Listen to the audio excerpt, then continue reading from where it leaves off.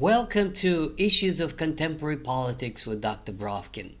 Today, my dear friends and subscribers and guests to this channel, I'd like to talk about Ukraine and Zelensky. And more specifically, it's about a crisis of the Ukrainian society or in the Ukrainian society and of the Zelensky regime. Now, the reason this is such a crisis is that we are living now in truly historic times.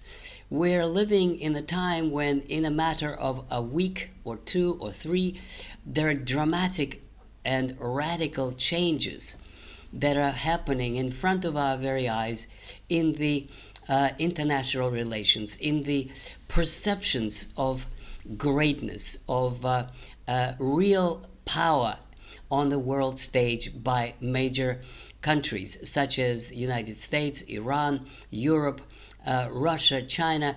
And it is in this context that I'd like to focus on the not so much events in Ukraine, but perceptions and feelings and attitudes in the society, the way they understand what is happening around them and in their own country. In a very simple way, one could say that the war in Iran has changed just about everything. Most importantly, it changed the international world order and also the constellation of political forces that affect major countries, in this case Ukraine. It is not only because of the price of oil, it is not only because of the incapacity of the United States to force Iran to do what it is told to do. It is not only the shift of economic and military power from the east, from the west to the east. All of this is kind of like background for what I'm talking about today. More importantly, of course, is what Ukraine wanted and what it now has, and the consequences it has to face. Now, let's look at the way Ukrainian leadership, Ukrainian president and the ruling elites, the parties, that's the way they understood the world. Let's say from the beginning of their power after the Maidan, what they call revolution, or what some people call coup d'etat.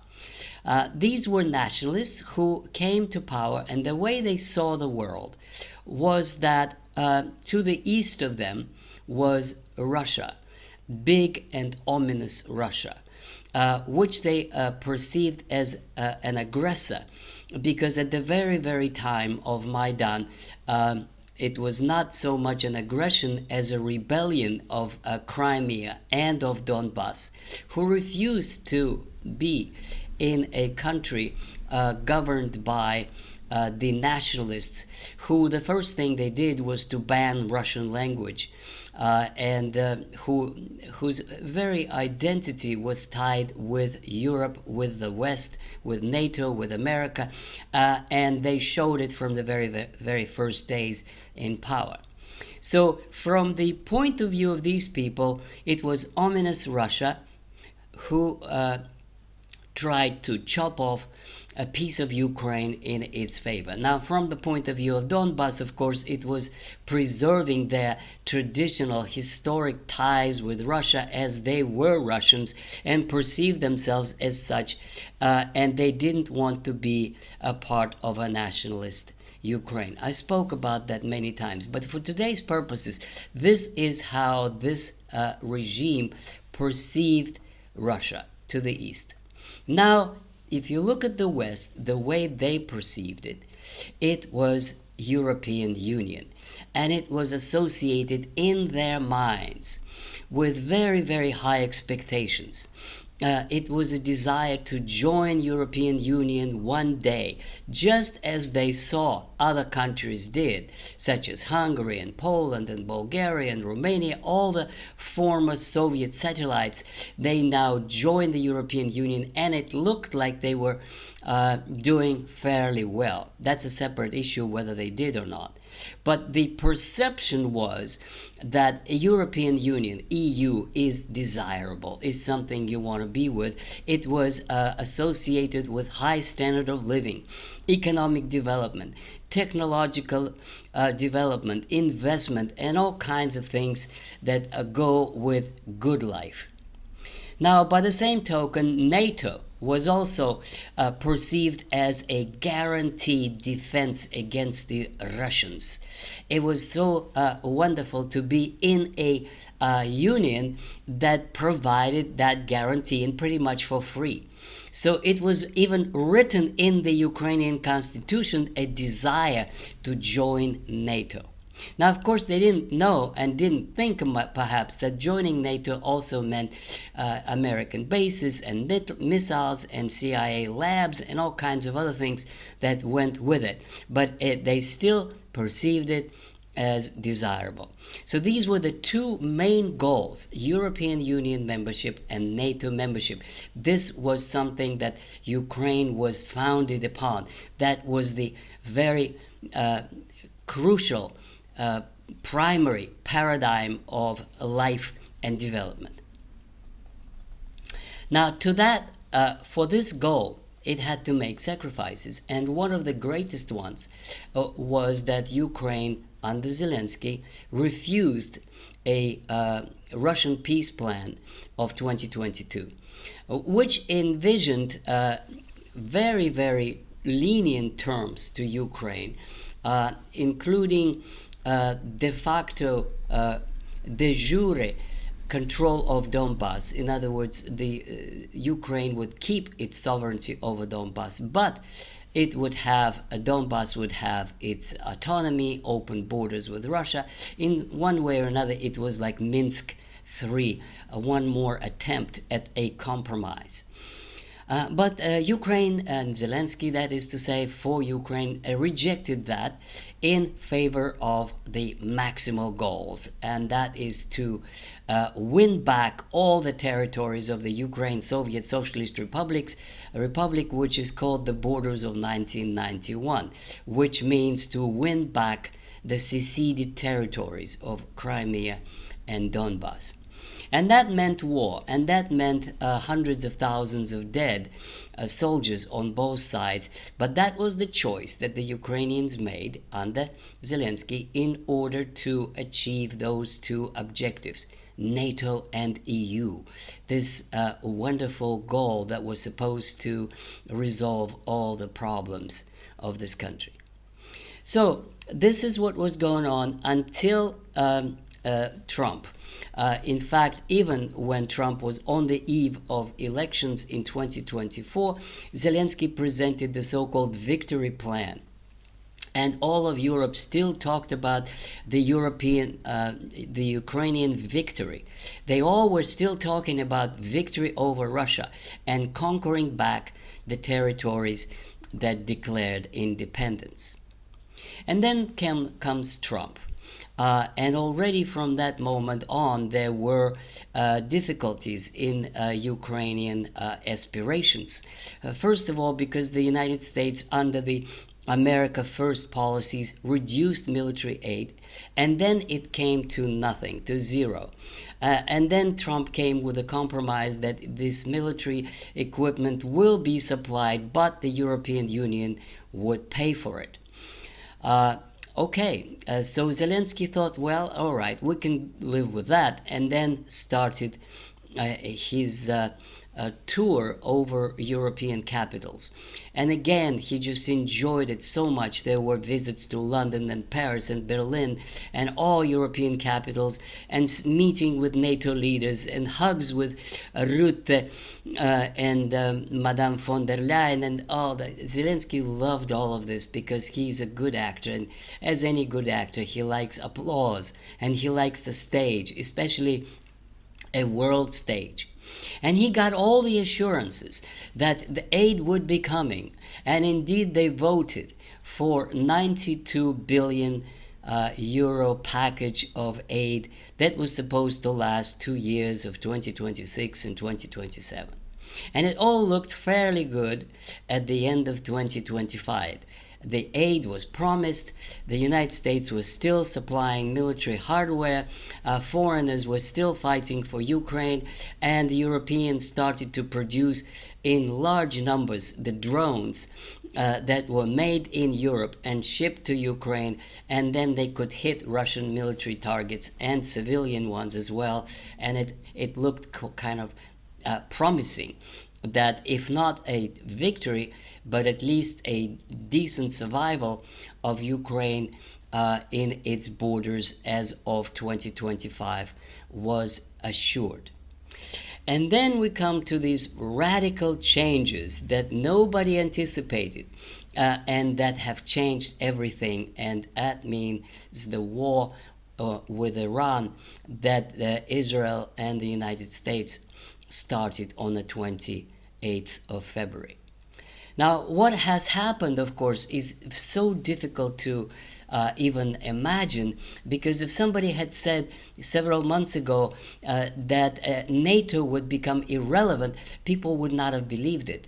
And that is exactly what is happening. What the war in Iran has shown for everyone to see, including Ukrainians, is that the United States cannot enforce its will on a country such as Iran.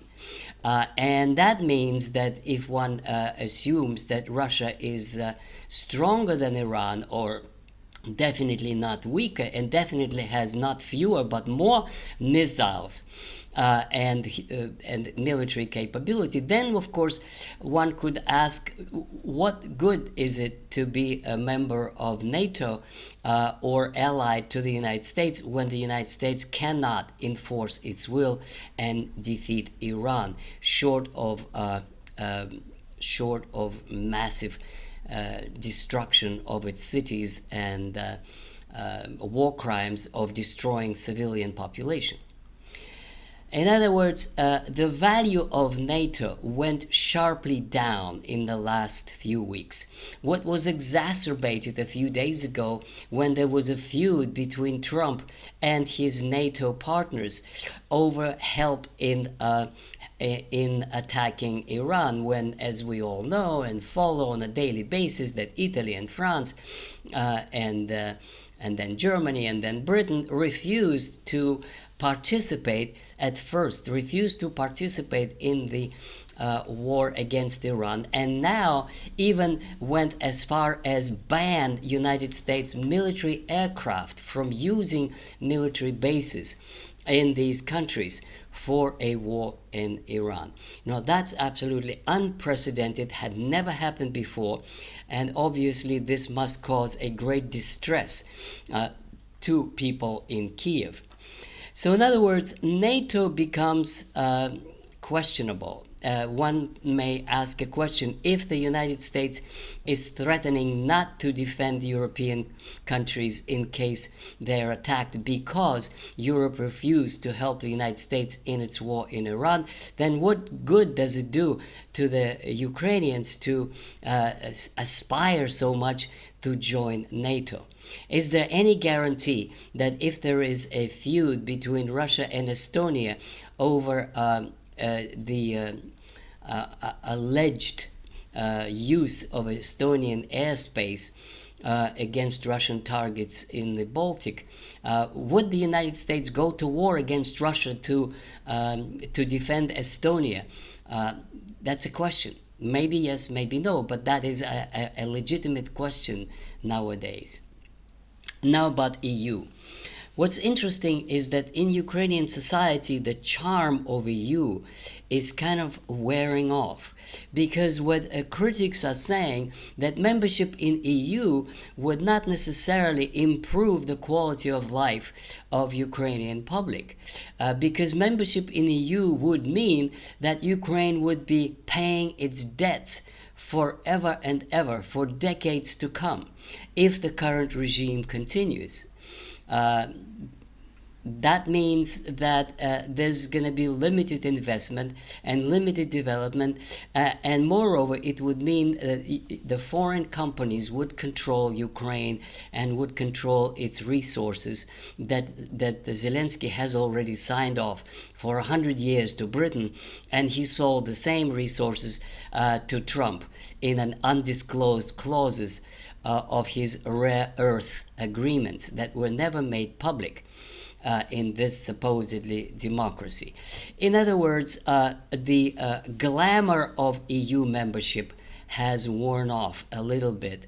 And moreover, now it looks like the Europeans are having second thoughts about acceptance of Ukraine into European Union. Zelensky managed to have a quarrel with all of its neighbors, with Hungary, most of all with Poland, over migration, over agriculture, over the historical disputes of a genocide against Polish population in Ukrainian provinces. There are many, many problems.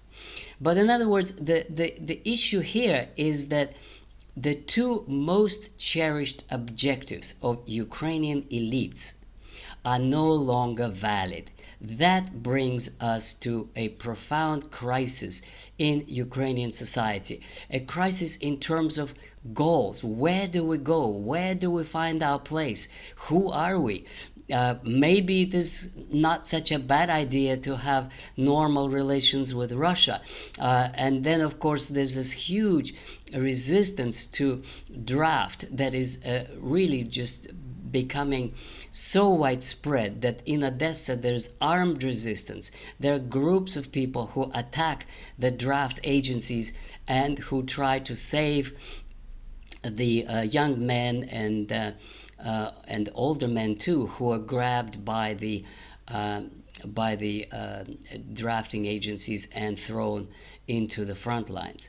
So the crisis in society is fundamental, and Zelensky does not seem to be able to propose anything substantive. Instead, he's doing the same thing over and over. He's trying to engage the Americans and now the Europeans in a conflict with Russia, to provoke an armed conflict with Estonia, hoping to involve NATO, and that is his only hope. The more he tries, the more it becomes apparent that he has no solutions and that his power is dwindling. And that the Rada is no longer the parliament under his control, and that the population is really tired of the war and wants a way out, peace urgently. And that's what I mean by a crisis in Ukrainian society. I think one should be aware that the denouement, or which means the end of that regime, could come very quickly and unexpectedly in a matter of months, maybe weeks, we don't know. But something is going to happen, and not in favor of Zelensky and his regime. Thank you very much, my dear friends. For today, this is it.